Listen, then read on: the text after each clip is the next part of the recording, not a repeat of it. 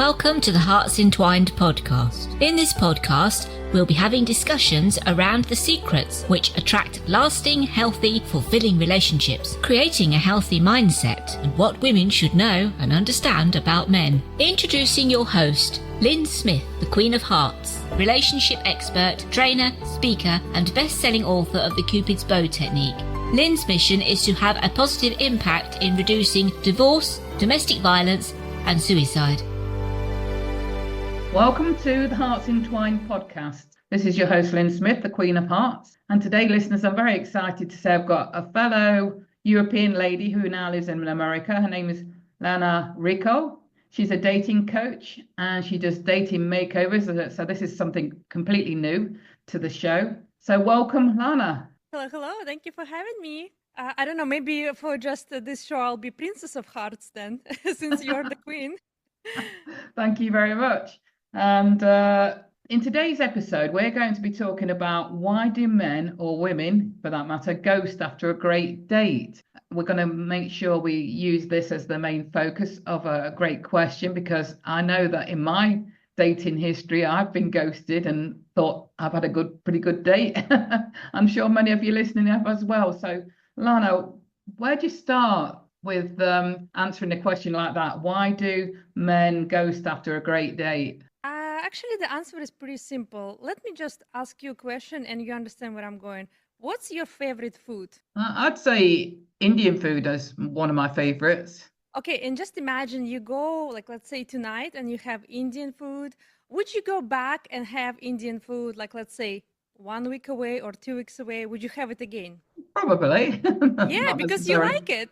Yeah. And let's say you try something and it was new, and then you never eat it again in your life. Why you think is that? Because I didn't like it. You didn't like it. Yeah, because you didn't like it. That's the answer to your question. So you've been ghosted. I'm sorry maybe it sounds rough to someone, but unfortunately, your partner didn't like you. Because if they really were into you, they would continue. Because we people pretty simple. If we like something, we want more of it. And if we don't want more of it, then it means like we don't like it. And is there any I suppose that I've sort of seen responses like it could be that, you know, a guy might have felt a bit intimidated by the woman, even though he actually likes her. He might not feel like he's enough. Is there any truth in that, or is it just purely he's not into you? He's just not into you. I know a lot of women and men too want to believe that, oh, they just were scared. They're really into me, but there is, I don't know, something happened to their childhood which holds them back from being happy, or maybe there is some traumatic episode they had in the past dating experience, and that's only what them holding back from contacting me again. But the truth is, it doesn't matter what happened to them. If they really like you, if they're really into you,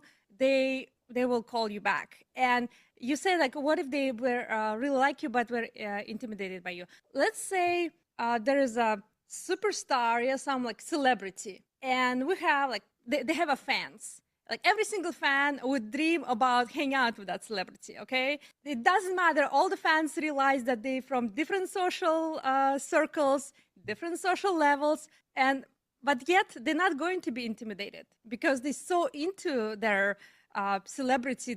They would agree to anything. They would agree to meet. They would agree to go on a date. They would agree just like to say hello and immediately hang up because they're so into it. So that's what I'm getting. Yeah, you can think about, invent different reasons that something happened to their childhood. Maybe they're intimidated. Maybe they're scared. Maybe they're emotionally unavailable, or they're not ready to serious dating and blah, blah, blah. Unfortunately, the only reason they really not interested in you and they don't see the future with you. Wow. Yes, I'm sorry. I know it might sound harsh, but there is a lot of listeners, I'm sure, to yes. know and understand that. But we've all been on the other side of the coin as well, where we probably thought, you know, a guy has been okay and would be nice enough as a friend, but you won't want them as a romantic partner, and you've had to let them down. So, you know, the boot's also been on the other foot from the majority of us, I would think, as well. Yeah, so you know exactly how it works from both sides. What I just wanted to add, like you said, Lyn, in the beginning, that you had a great date. What happened? So why person appeared like they were really into you and then they disappear. I think that's the biggest question for people, because if you believe that it was a great day, you probably saw the response. You saw that the person was into it, and they maybe even promised you that they even start planning, oh yeah, next time let's go there, let's go to this restaurant, or let's do this activity. I will call you, I promise you, I call you, I text you like tonight, no, tomorrow, or wherever. And then they just disappear, and you think like, okay, they promised me, they said that they want to continue, but then they disappear. Why? If they're not interested, Lana, if you tell us they're not interested, why did they start planning next date with me? But the thing is very hard for many people to reject someone in person while you're looking in their eyes. So they would rather invent different things, start planning and playing along, happy date, but just to avoid the rejection, because it's just too hard for majority of people. Yeah, and let's talk a little bit about rejection as well, because I feel that, there is a different way to view rejection. I quite often say to my clients, reframe the word rejection to mean protection. In other words, they're not meant for you, so you're free now to meet somebody who is. Yeah, that's a great way to put it. But also, I would say that you have to understand that it's just impossible to be liked by everyone. Like, let's admit that even Jesus has lots of haters, okay? So it's just admit the fact that, yes, you are a great person. You like yourself, hopefully, but still there will be a lot of people who not will be into you, and that's totally okay. Just your job is to eliminate these people, not to get into a relationship with them, not to fall in love with them, and pick those who are interested in you and make it mutual. See, let's say, filter out those who you are not interested, and that's how basically a relationship starting. And do you think quite often some men just want to run because we put such high expectation on the outcome or the result of a date, that that energy feels a bit overwhelming? It could be, but still, again, I think that if a person really into someone, it's not gonna blow you away. Like, just to give my own example, my husband proposed me after 4 days after we met. So I told him right away, I don't want to waste time. I want to get married. I only have a serious intentions. And majority of guys I dated before him, that scared them and they never called back. And I understood, okay, that was the deal, and they didn't accept it, and it's totally fine. And eventually I found my husband who was totally okay with that. And from the very first start, he wasn't scared of that. He wasn't intimidated by that. He wasn't overwhelmed, but he just accepted because he was so into me that it was totally fine to play these rules. Excellent. I love that response.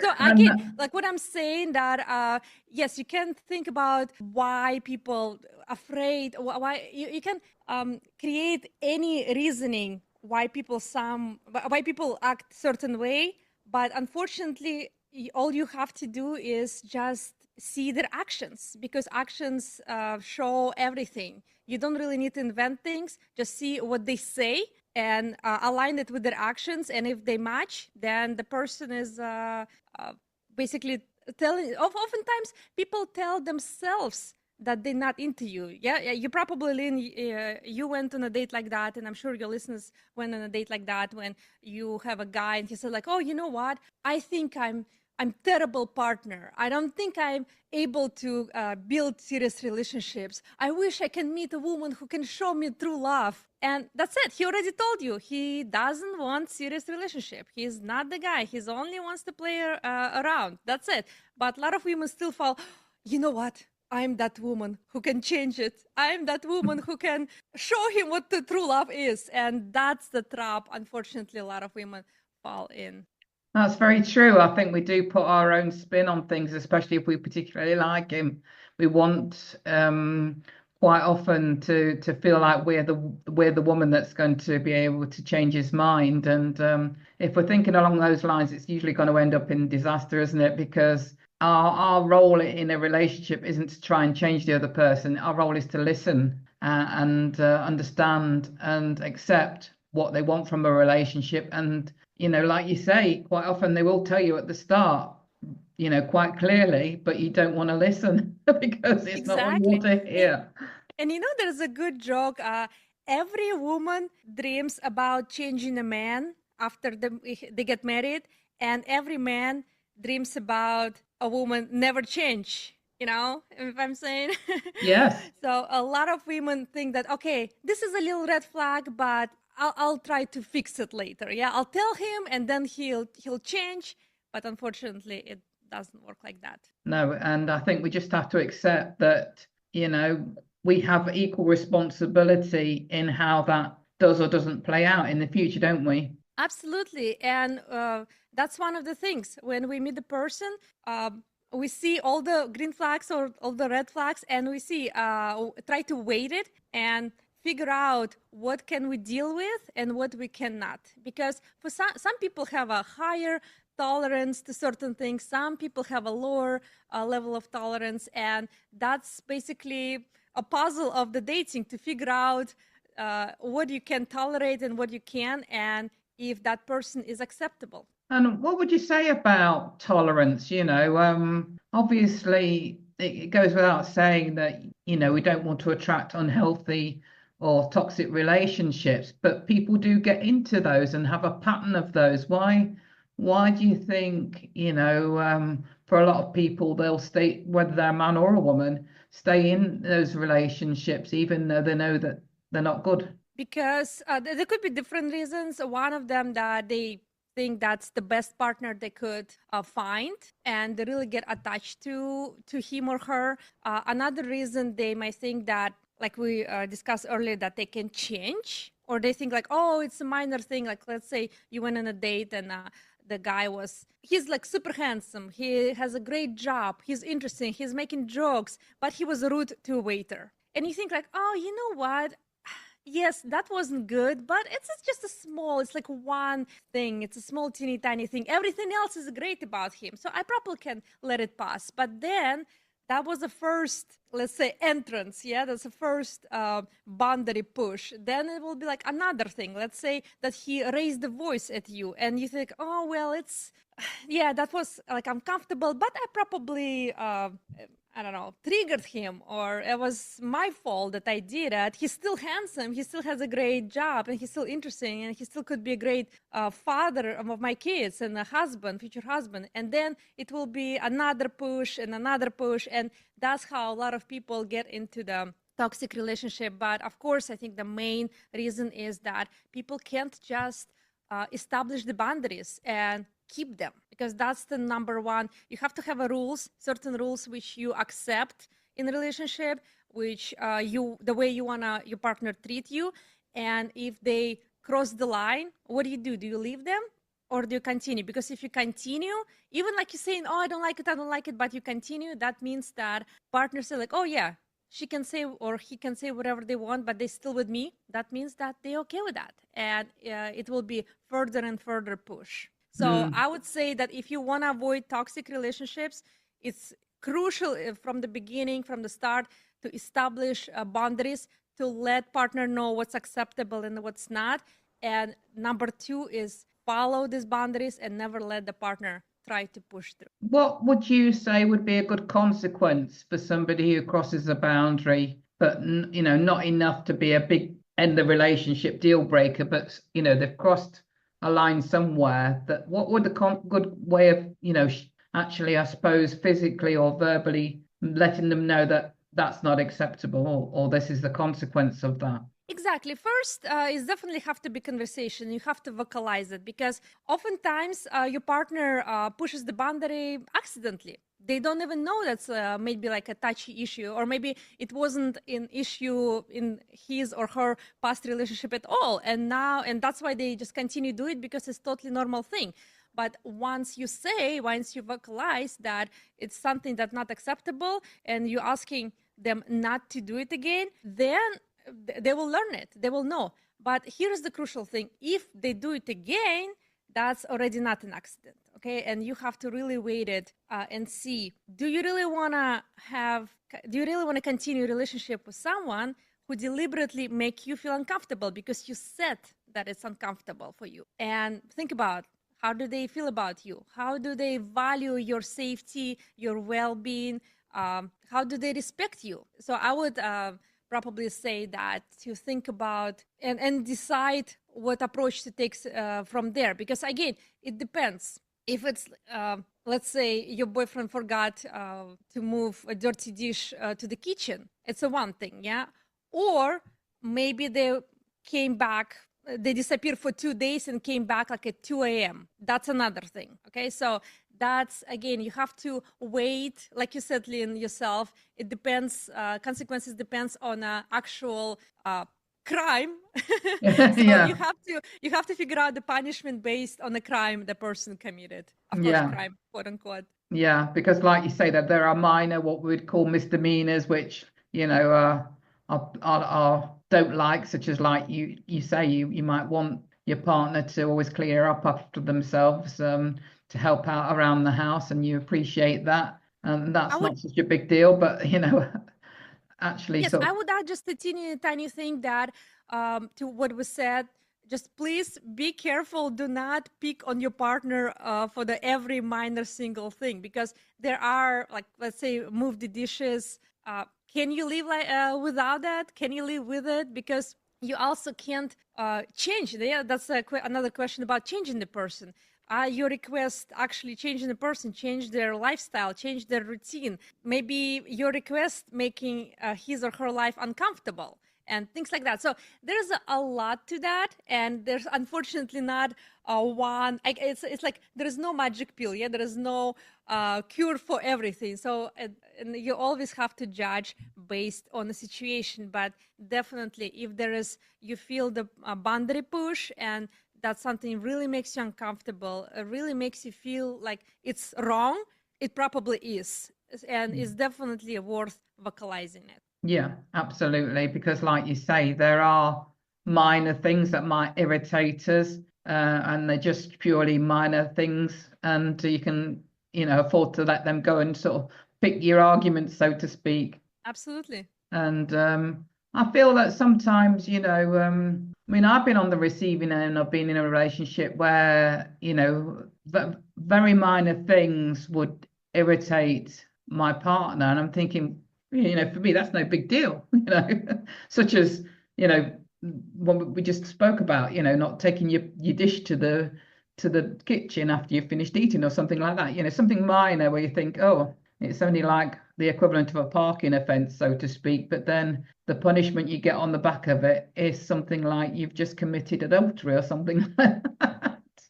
Exactly. And also, there's another layer to that. If your partner is constantly complaining about every single minor thing, that's also a red flag. There's something is wrong, because people usually get along with those things. And if really, really minor things, like you realize that they're minor things, it's probably either incapability, you have like a way two different styles of living, two different routines, you just can't live together. Like, for example, if someone has like a total mess in their house and someone is just one single piece of dust is a crime against cleanliness, Yeah. those people never gonna live together. And it doesn't matter how much they love each other and how many shared interests they have. If the routine doesn't match, if the lifestyle doesn't match, it's just not gonna work. Like, for example, at my dating makeover show, I had a guest one time, and everything was fine, but they just have a very different lifestyle. She liked to go to bed early, and he liked to party late night, and that created so many conflicts, so many different misunderstandings, and create the fights all the time, and that's basically broke the relationship. And unfortunately, I see that oftentimes as well, that people start dating, everything goes well, but then incapability, just the lifestyle incapability, breaks everything. So on top of what we just said, yes, look for those red flags, set your boundaries and stick to them, but also see if that partner not just compatible with you in terms of interest, but also in terms of like routines. So you avoid those little things and little boundary pushes, which are so overwhelming and so frustrating. And also, you know, such as stages of life as well, you know, you might be a similar age, but you might be at different stages of life. Like one partner might never want children, but one partner, even though they're older in life, at older stage in life, might still be open to that and want children. So it's important to think about what stages you're both at in life, even if you're of a similar age. Well, I think children is totally different category because it is a huge deal breaker. It's one of the point of the relationship. Sometimes kids, having kids, is the main reason for the relationship for some people. You know, there's like, for example, a lot of guys who they don't want to get married, but they think that they have to because they want to have kids. They want a son or a daughter, and they're just dreaming about, and they realize like, okay, I still like to date multiple women. I still like to be out there, but I want to have kids. And that's a reason for marriage for many of them. So that's why I would say if someone wants kids and another partner doesn't, that's a huge deal breaker. This relationship is just not going to work. Yeah, because I've watched recently where there was two people in their 50s and the guy hadn't had children in his life, and they both had previous relationships. The woman had children in her life from a previous relationship, and he was still actually wanting children because he'd never experienced it. But obviously she was in a phase of life where her children were more adult, and she'd definitely gone through the menopause. So even though they got on really well, there was that disconnect. Exactly. And let me guess, they broke up. Yes. Yeah. Yeah, that's my point, basically. Because Yeah. it is a huge turn off. It's a huge deal breaker. Even, as I say, even for people later in life, that just probably on the second or even third long-term relationship, maybe.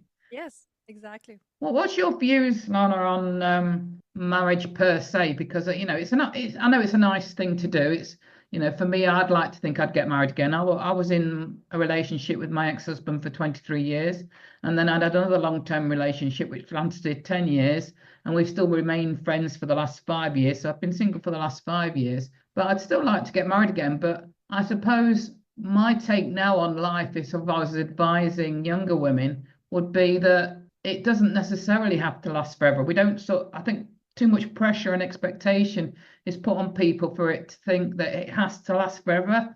And we don't put that same pressure on people, that we have as in our lives as friends, for example, but we do put that pressure on ourselves, when it comes to our romantic relationships. And sometimes it just, it's just a case of, for example, with my ex-husband, it was just a case of, it wasn't a toxic relationship. It wasn't an unhealthy relationship. It just ran its course. We just started to have different interests and different things in life that's caused us to sort of drift apart. And similar with my last partner as well. So it's interesting today to think, well, you being a younger woman, what's your thoughts and advice around marriage? Actually, Lyn, I would disagree with you on this one because I believe that you really have to get as serious as you can to the marriage because if especially you're going to have kids, you have a lot of responsibility, not only for your own happiness, but for the happiness of your kids. And we can go and get more examples. We can discuss a lot that, kids are fine with one parent or seeing mother on these days and a father like during the weekends. But unfortunately, there's a lot of studies and different info which supports the thought that kids are better with them while their parents are married and actually happy with each other, not like constant fight. So I think that it's very important to put a pressure, maybe not on yourself, but on just the fact that marriage is something serious, and try to enter it into like something like it's a long-term contract. Because when you know that, I'll marry this person, but if something doesn't work out, I just can easily divorce him. You not filtering that person as thorough as you would if you know that it's long-term or forever. Do you know what I'm saying? Yeah. Now, I think it is very important to know, first of all, why you want to get married. Why? Because like a lot of people's like, I just want to get married, but why? And they're like, well, I'm just 35. It's time. I was like, really? That's not the reason to get married, okay? So you either wanna have kids. That's number one, and probably one of the biggest reasons for the marriage. Number two, maybe you want to create something which you're not able to do on your own. Like, for example, having a house is much easier when two people are working, yeah, and sharing responsibility. Or you need this bond, and you want stability, and you want assurance. You want to be, you want to know and feel that you know what's going to happen tomorrow, 1 month away, 1 year away. And it is important to pick the right person, because a lot of we see a lot of divorces because people don't really put that much thought on the marriage. And I really like this example that we are getting so prepared for the job interviews. We're practicing, we hiring coaches who will help us to get ready to answer all the questions. We research in different companies. We try to compare the salaries, and we put so much thought in the company we're going to work, probably maybe 3-5 years in an average right now person stays at the company. But when it comes to marriage, somehow we don't do that. We don't do all this research. We don't put all this thought. Why we doing that? Is that person right for me? Oh, I feel good with that person. I feel comfortable. I feel safe. Let's do it. But unfortunately, that's not enough. You have to understand, is this person responsible? Is this person reliable? How are their finances? There is a lot of, Lyn, you're not gonna believe, there's so many people, they get married, and only after marriage, they discover that the partner has a huge debt. Yes. And oh my God, it's like, what do you sign yourself up for? Because now it's your debt. And that means that person just didn't have a research. They didn't even realize who they're marrying. And that's where the problem is. Yeah, I understand, and I agree with a lot of what you said, but I suppose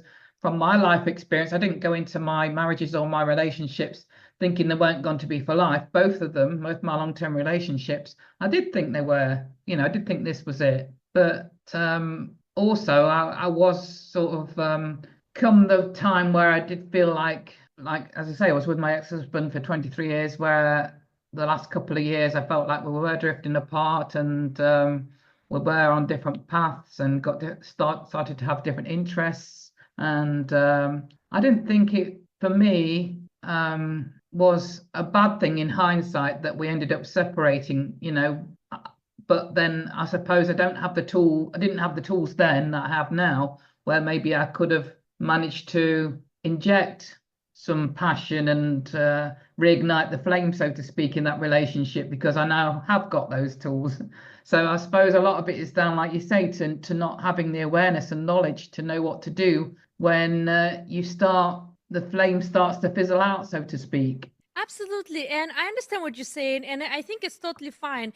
I'm not preaching the marriage until death splits you apart, but it happens. Life happens. People change, or people don't change. Yeah, like you said, that maybe one partner keep developing, like reading books, traveling, exploring different hobbies, and another partner just glued to TV. Why do you have to chain yourself to this person, especially if there are no responsibilities? Or let's say your partner betrays you. Why would you stay with that person, even if you've been together for 20, 30 years? Of course, you shouldn't accept that. And also decide what's important to you. What I was saying, that don't be too lightheaded and take it more serious thoughts when you're entering marriage, and don't think if something doesn't work out, we'll just divorce.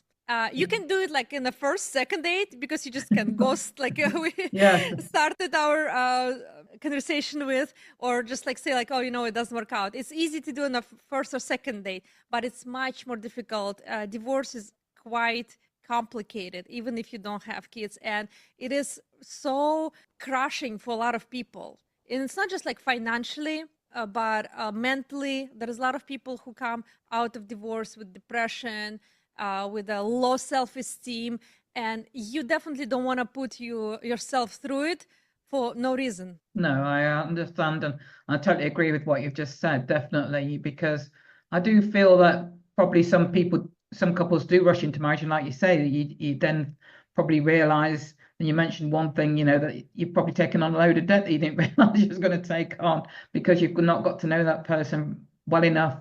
And I think it's important to probably, and that this may or may not be okay in some cultures, but it's important to spend time getting to know your partner, living with them, because living with somebody is different to actually just dating somebody as well, isn't it? For a time before you consider Absolutely. getting married. I would go even further and say start with learning about yourself. What do you want? What is your life like? What are your values? Because it might surprise you, Lyn, or maybe it's not because you work with so many people, that a lot of people don't even know what their values are.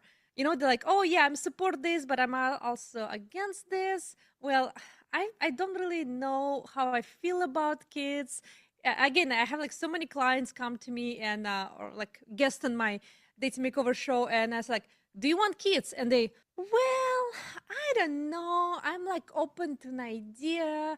And it's like, this is not acceptable. If you want a dating, you have to know exactly what do you want. Do you want a serious relationship? Do you want to have kids? What kind of things are important to you? Do you want to have someone with a freelance job?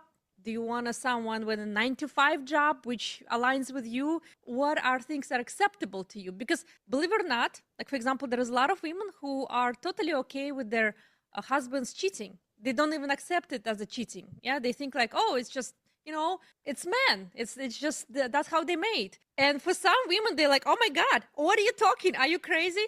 So that's why I'm saying, it is really important to know what are your values, what is acceptable to you, what is not acceptable to you, and start with that. And after that, step number 2, realize who you want to deal with, who you want to date, who you want to be in a relationship with. And the third question is why you need this relationship, what for? Absolutely, 100% agree with all of that.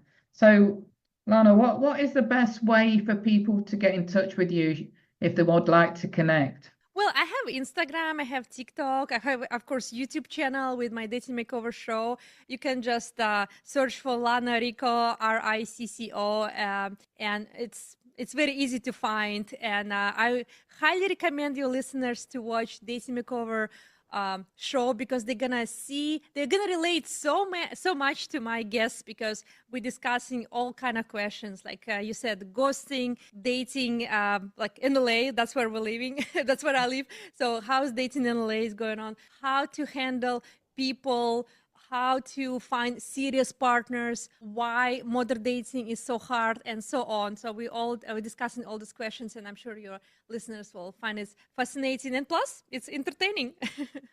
Yeah, I'm sure it is. I think I'll tune in myself and definitely get hooked on it. Thank you.